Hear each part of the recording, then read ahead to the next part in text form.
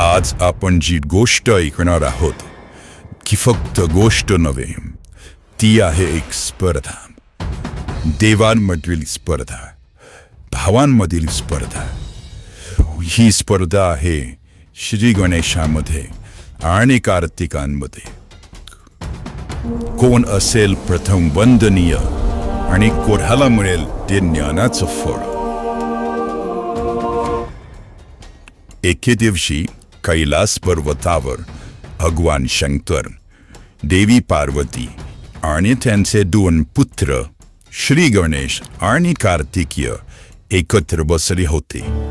तेवढ्यात देवऋषी नारद आले.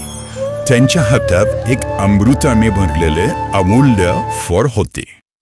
हे त्रिलोकनाथ, ज्ञानाचं हे दिव्य फळ, पण ते एका सुपुत्रालाच मिळेल.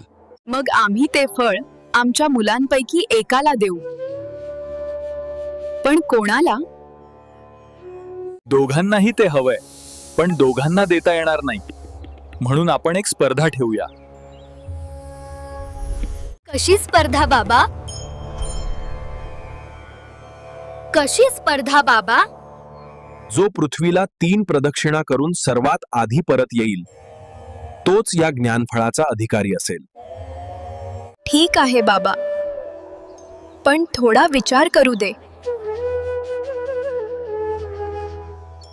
मी क्षणात पृथ्वीची प्रदक्षिणा करीन बाबा. मी आता निघतो आणि क्षणात परत येईन.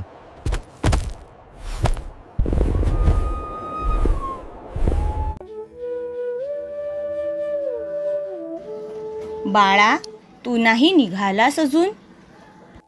माझं विश्व इथेच आहे आणि इथेच मी प्रदक्षिणा करणार. शुद्ध श्रद्धा आणि समजूतदार बुद्धी ही खरी विजयाची किल्ली असते. आई बाबा, तुम्हीच माझं विश्व. तुमच्या प्रदक्षिणेतच माझं सारं जग सामावलेलं आहे.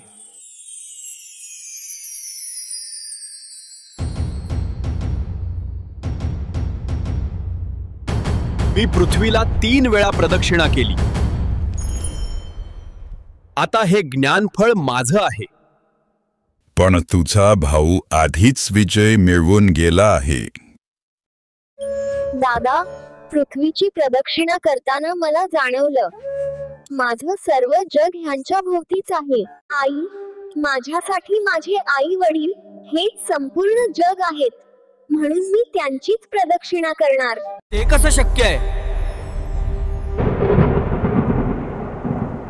तो तर निघालाच नव्हता.